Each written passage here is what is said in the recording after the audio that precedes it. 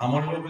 বাপজনাৰ কিবা এটা সমস্যা আছিলে কৃষ্ণকে ভজনা কৰিব দিছে গতিকে বাপজনা সাক্ষাৎ পাই আমাৰ সংঘটো ছেট কৰাৰ কাৰণে আমি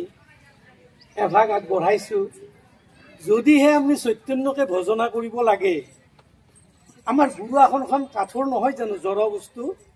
তাত কেইখিলামান কাগজত কেইটামান অক্ষৰ আছে যে বাপজনাই এই চৈতন্য আৰু জড়ৰ যিটো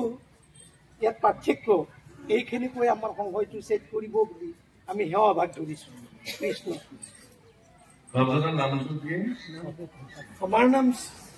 শ্ৰী ফণীধৰ ৰাজবংশী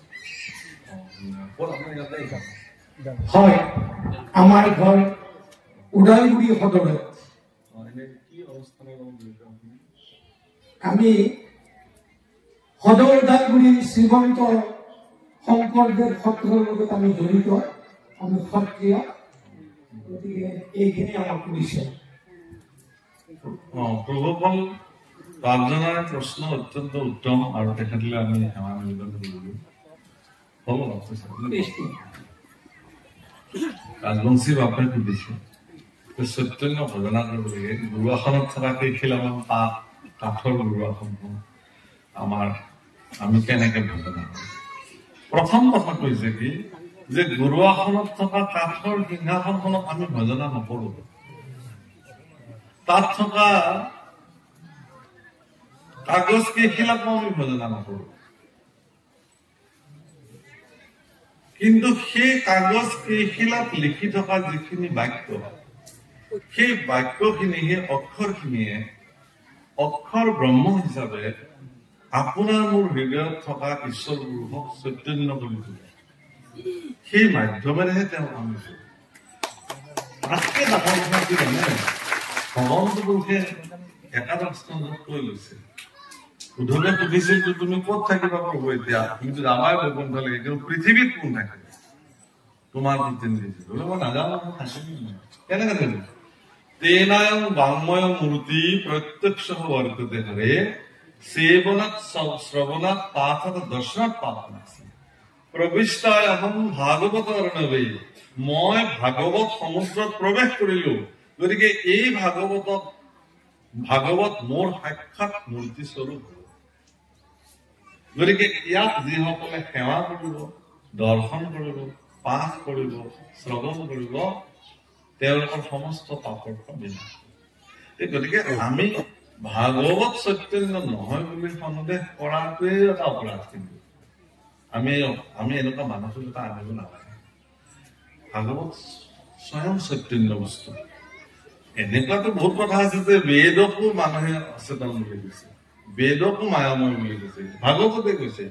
যে যিহেতু ভগৱানৰ প্ৰথম নিশ্বাসতে বেদসমূহ পৃথিৱীত মূৰ্তিমান হৈ আহিছিল গতিকে সেই বেদসমূহ যিহেতু পৃথিৱীত আহিল তেওঁতো মায়াৰ অধীনত আহিল কাৰণ পৃথিৱীত আহিল মানে বেদ মানে সি আকৌ মায়াৰ পৰা আঁতৰি থাকিব নোৱাৰে সিও মায়াৰ কব্জাতে আহিল ব্ৰহ্মা আদি কৰি জীৱ জগত মায়া কব্জা মানে মূৰ্তিমান বেদ ক'ত হাৰি যাব সেইকাৰণে একাদশ স্কন্ধত বেদক মায়াময় বেদ শব্দ ব্যৱহাৰ কৰিছে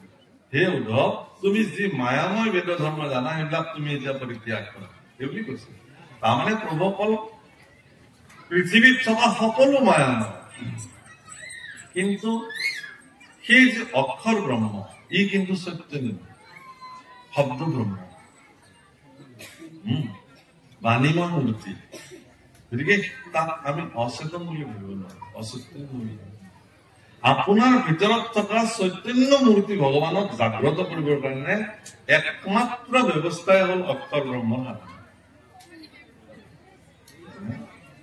মই মোৰ ক্ষুদ্ৰ মস্তিষ্কৰে এইখিনিয়ে জানো দেই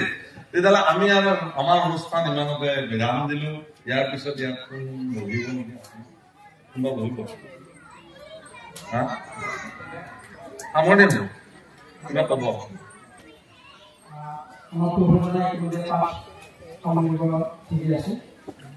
সদায় ৰাইজে যদি এতিয়াও